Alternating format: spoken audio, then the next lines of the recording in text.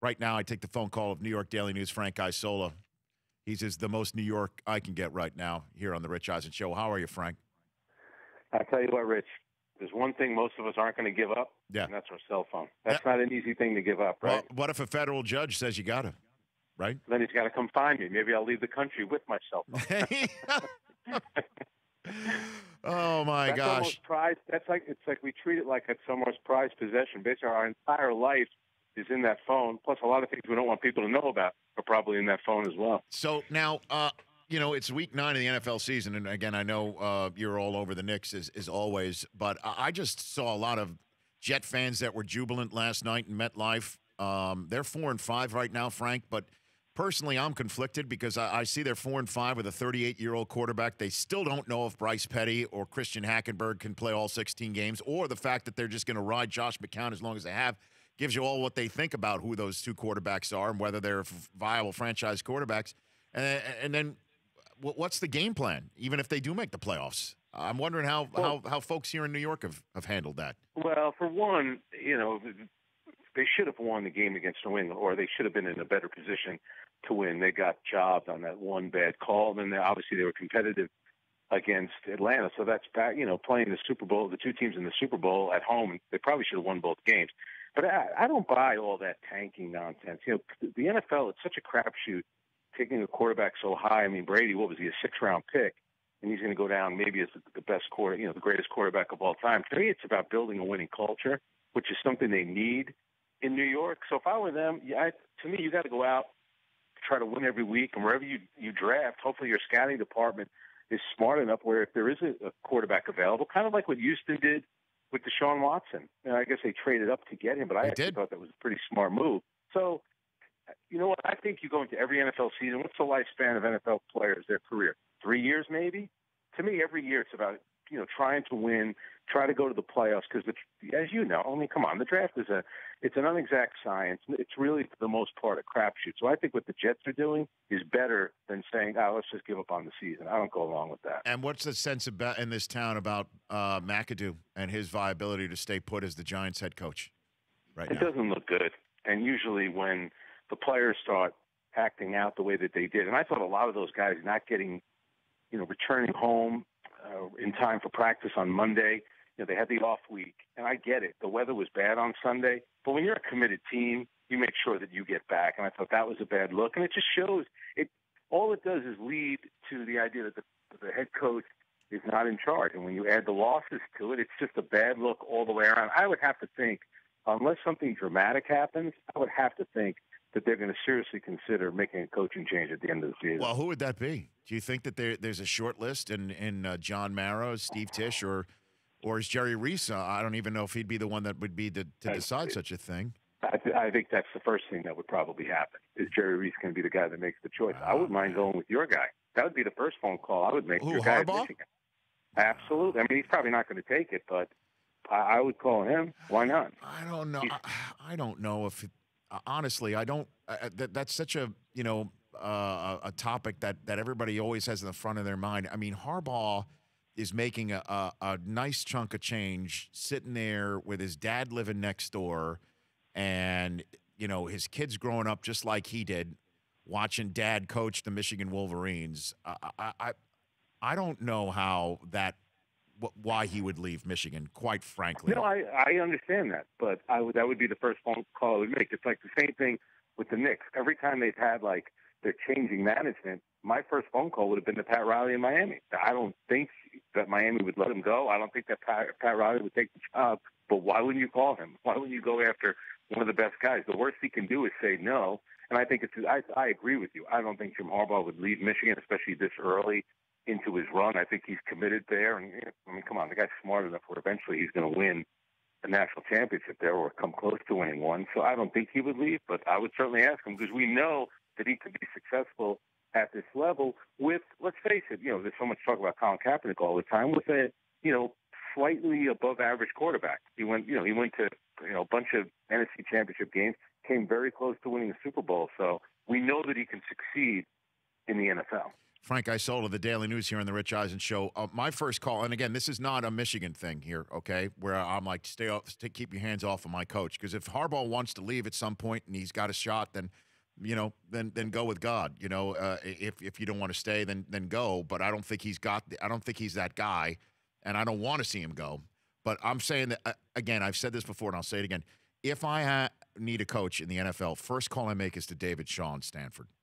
First guy. Yeah, because he's absolutely, and they've had a track record there too, haven't they? Well, I mean, David Shaw has coached in the NFL as an assistant, and he's just the face of a franchise that I'd want to put out there. He is that guy. Yeah. He's the guy that you don't know if you're winning or losing when you just look at him on the sideline. He knows offense, which you have to have in this league right now. I'd rather have an offensive-minded head coach than a defensive-minded head coach any day of the week in the throwing first league. And certainly if you've got Odell Beckham and you've got all those guys out there that you can put out there on offense, he'd be the first guy if I'm the Giants that I would call, is David Shaw. I think that's a good name. Let me ask you this. Do you think it's easier for a college coach to make the adjustment from being a college coach to an NFL coach than it is from a college basketball coach to go to the NBA? I just think that the NBA players perceive college coaches a little bit differently than NFL players perceive college coaches. It seems like the college coaches in football have maybe a little bit more cachet than maybe some of the college basketball guys would have. Well, David Shaw can come in and say, hey, I've been around Ray Lewis. What about you? You know what I mean? So he's got that in his again, I don't want to poach Stanford's coach to all the Stanford listeners out there. But again, if I would, but in the same way, though, that Harbaugh's kids are in Ann Arbor, dad lives next door. I mean, David Shaw's family is ensconced in Palo Alto. It would take quite a bunch of good stuff to try and get him out of there. But, and I would think for a lot of these guys, like the jobs you're talking about, like Shaw at Stanford, Jim Harbaugh at Michigan, the one thing about the Giants job, if you're a coach, you look at ownership, number one, and you know that the ownership in New York is very stable. They have a winning tradition there. They have very good players. They're always going to be committed to winning all the time. They have a great fan base, and obviously it's in New York and all that other stuff. So that, to me, regardless of the fact that the Giants are terrible this year and their record is terrible, I should say, I still think most people would view it as a plum job. The couple minutes I have left with Frank Isola of the Daily News, Around the Horn, PTI, et cetera, here on the Rich Eisen Show. I had Maverick Carter in studio on Wednesday, the business associate of LeBron James and good buddy from back in the day. And I refuse to use the word that Phil Jackson used, obviously, Frank. I asked him if where LeBron plays fits into any of his business strategy, certainly if he's transitioning into the entertainment world coming out of his playing days. And he said not the only thing that matters is where he's going to go is to win. That's it. That he could have meetings anywhere. He could shoot movies in any offseason, regardless of where he is. What are your thoughts on that supposition from Maverick Carter on this show? Well, let me kiss up to you first. I heard the interview. I thought it was a really good interview. And Maverick Carter is a very smart guy. But I would say this, too. The one business opportunity that could be there with the Lakers could be a part of ownership. And that, to me, that kind of changes things. I agree. If I'm LeBron at this stage of my career, and I understand right now the Cavaliers have been terrible. If they lose tonight, believe it or not, that's going to be 5 straight losses for them. And it won't be an easy game. They're in Washington, and Washington's coming off a loss as well. But to me, staying in Cleveland for one more year, at least it keeps you out of the Western Conference where the Golden State Warriors are. So even when when the season starts, it's almost like the Cavaliers are 4 wins away from winning an NBA championship, as opposed to going out west and now trying to navigate your way through. If he joins a pretty inexperienced Laker team, even if he brought a player like Paul George along with him, to me, you're still not as good as the Golden State Warriors. By staying east, especially in Cleveland, I think he's going to be 33 on December 30th. If you stay one more year, that means he would be 34 next year. To me, that would be the smart way for him to go. Give yourself 2 more legitimate seasons to make a real run at it. And remember, the one thing about Cleveland, I don't believe that they would trade that Nets pick, but they do have some interesting players on their team, Kevin Love, Tristan Thompson. What if you combine one of those players with the Nets pick? Could you get a player like DeMarcus Cousins? I'm sure you would shoot for the moon and try to get somebody like Anthony Davis. So I still think that Cleveland, if things are really going poorly for them, where they're just hanging over 500 a little bit, maybe by February they would decide to do something drastic. I agree with what Maverick Carter is saying. LeBron is one of the biggest athletes, most popular athletes in the world, regardless of where he's going to play.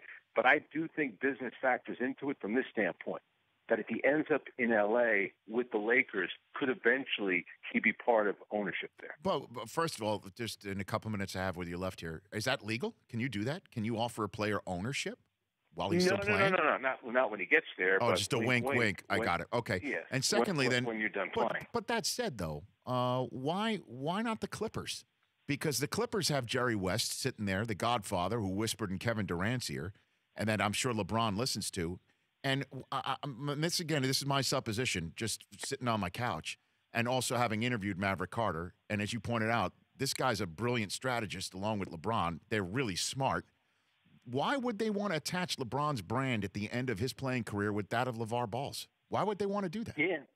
No, that's – and if you look at the Clippers roster, too, with Blake Griffin, with DeAndre Jordan, and if LeBron could bring somebody, and I don't really – their salary cap situation, they might have to jump through hoops to make some moves. But that, from a basketball standpoint, and we know that Doc Rivers and LeBron have a very good relationship. In fact, I think LeBron went in. Wasn't the story years ago that they were trying to lobby Doc Rivers to somehow become their coach in Miami? So I would definitely think that would be in play. Plus, if LeBron wins with the Lakers, his number just goes up there with a dozen others. If he wins with the Clippers, there's one number in the rafters. I mean, seriously, you go to Staples for a Lakers game, you see the banners all over the place. You go to Staples for a Clippers game, they just have photographs on the wall of the current Clippers. It's a fair point. And what if LeBron was able to bring, if not Paul George, maybe Carmelo, you add him to a team where you already have DeAndre Jordan and you have Blake Griffin, obviously, and they have some good role players, including Lou Williams. You know what? It might not be a bad team to try to go make a run at it. All right, Frank, we were going to give you a James Dolan quiz, but we'll just do that the next time, okay?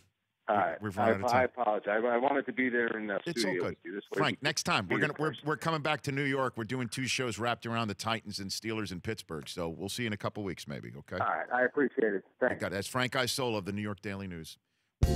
For more Rich Eisen Show, tune to Audience Channel 239 on DirecTV or download the Rich Eisen Show app.